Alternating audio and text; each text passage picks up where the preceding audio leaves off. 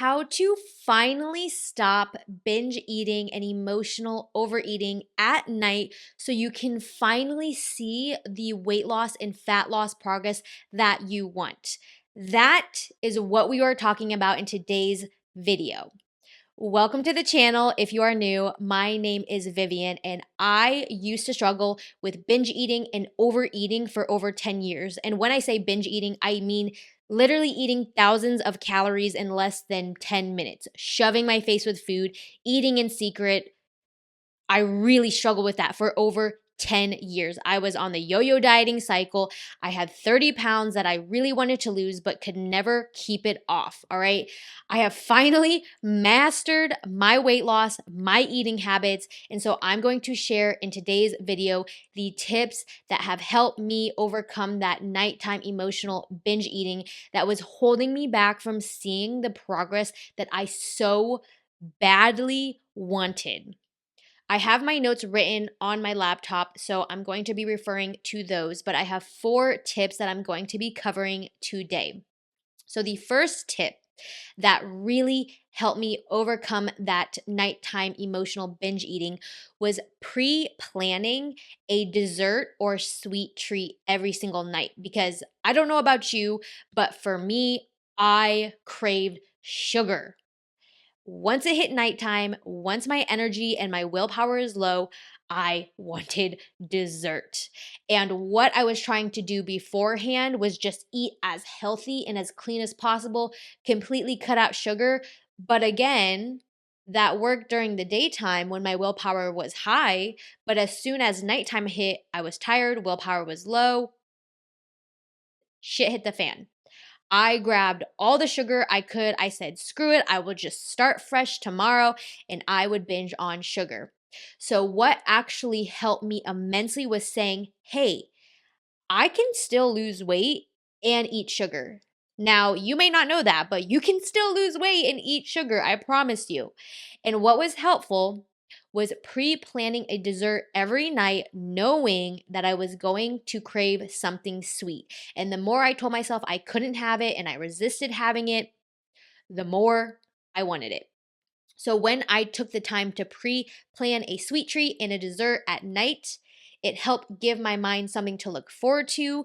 It gave my body that sweet tooth relief that I was looking for at night.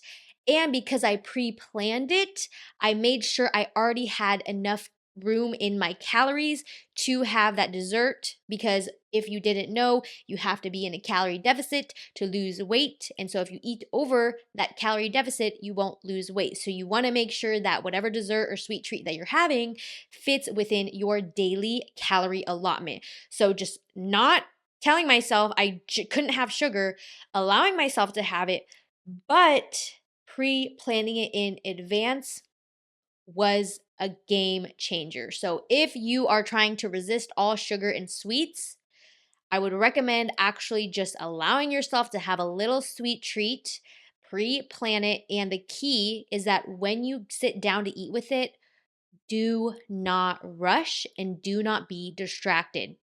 Turn off your TV, get off your phone, and I want you to be so present with that dessert.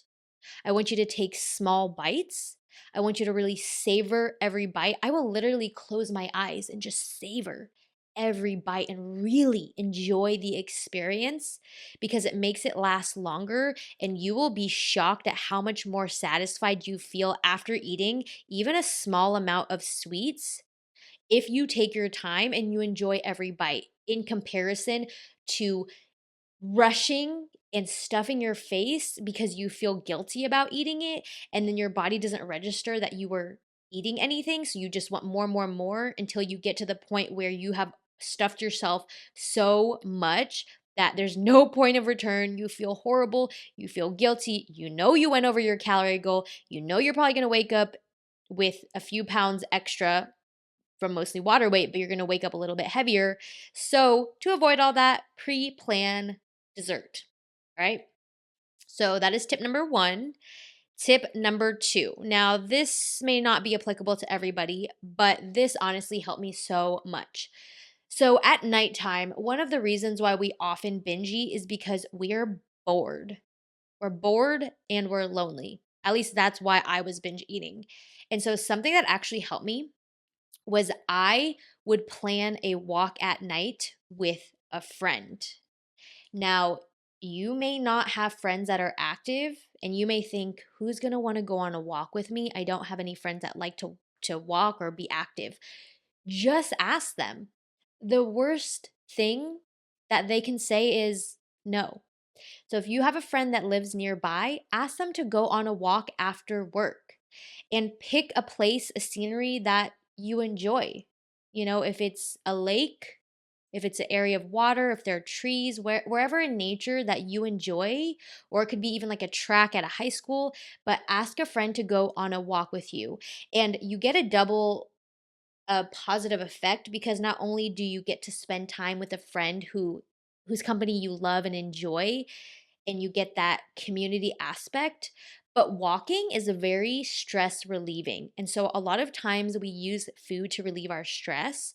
However, you will notice that when you go on a walk, not a brisk walk, it's just a leisurely walk, a fun walk, no pressure, not super long, but a nice stroll at night with a friend, you will notice that your stress levels will decrease. And so that feeling of wanting to stress eat will dissipate. It will decrease, and it will be a lot easier to manage that nighttime binging or emotional eating that you may feel. So that is tip number 2. Tip number 3 is piggybacking on tip number 1, but it is to actually allot more calories at nighttime for dinner and dessert. Now, I definitely want to say that advice doesn't work for everybody. A lot of people find that when they don't eat enough earlier in the day, they end up binging at night. If that's you, disregard this advice. But this is something that I've found very helpful. When I am working during the day, I'm really not thinking about food. I will still eat breakfast, I will still eat lunch, but I won't make it very calorie heavy, especially because I've noticed that when I eat a lot of calories during the day, I don't focus as well on work at night. So I will eat a light breakfast and a light lunch, and then I will dedicate the majority of my calories to dinner and dessert because that's when I want to eat. That is when I care the most about eating and eating good food and just having more calories to play with. So what I found that is very helpful for me to prevent nighttime binging and going over on my calorie goal is to just allot more calories for dinner and dessert so that I can, again, eat at the times when I want to eat and when I want to snack a little bit more. And my last tip, tip number 4 that I have for you, is to save all of your favorite books, TV shows, podcasts, social media scrolls, profiles that you like to stalk or look at. Save it for nighttime. Again, I found this very helpful in my life because when I save all of that for the nighttime, I look forward to getting to do all that. I'm actually excited about it. So I'm thinking a lot less about food and I'm thinking a lot more about the shows I get to watch because I didn't let myself watch it during the day, or the podcast that I'm listening to because I didn't let myself listen to it during the day. So I really push that towards the end of the day so that my mind is more focused on all these things I'm excited about. It could even be like a video game if you have games that you like to play. But all these things that I'm genuinely excited about instead of just having food. So, again, this advice may not work for everybody because if you are at an office and you're not, you know, listening to podcasts, watching shows, or any of that, you may just want to go home and eat as much as possible. But I know for me, as somebody who works from home, and I know a lot of people work from home too, it's very easy to get distracted with our work and allow ourselves to scroll or maybe watch a show or watch a YouTube video and use it as forms of distraction. And what I found is just really allowing myself and honestly forcing myself to focus on work during the day and then saving all of my favorite shows. Right now, it's Desperate Housewives, all my favorite shows and podcasts and books, and not allowing myself to look at that during the day, saving it for the nighttime. So, again, I have something to look forward to. I have something that helps me feel like I can decompress and relax and just something that I can really enjoy that is not just food.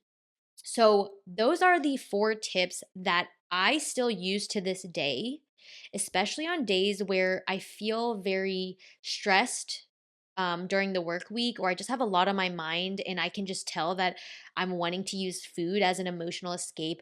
These tips have, I can't even explain, like they've changed my life and has really helped me stay on top of my calorie goals so that I can ultimately see the weight loss progress that I want. Now, I'm not trying to lose weight now.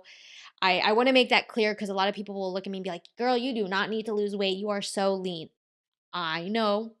I know I'm not trying to lose weight, but when I was in a fat loss phase, these are the things that really, really help me. And again, I'm not trying to overeat or binge eat at night. I want to maintain my physique. So, again, these are the things that have really helped me to control my nighttime overeating and binge eating and use other forms of self care and stress relief. Now, if you found this video helpful, if you want to work with me one on one, then feel free to go to www.teamevolve.co. You can check out my weight loss mastery coaching program. I would love to work with you. If you are interested and if you love what you've read on that website, then go ahead and submit an application and I will reach out to you directly. Otherwise, you can also follow me on Instagram for more nutrition, fitness, lifestyle tips at Vivian No. I will put on the screen here. And you can also follow me on TikTok at Vivian No with an underscore at the end. Again, I will put it up on the screen. Now, if you would like to see more from me, then go ahead and click right here for more tips on how to stop binge eating. And otherwise, I hope you found this video helpful. Like, these are the things that have really changed my life. They sound simple, but they've made such a difference in my fitness journey, and I hope they help you too. All right? I will see you in the next video. Bye, guys.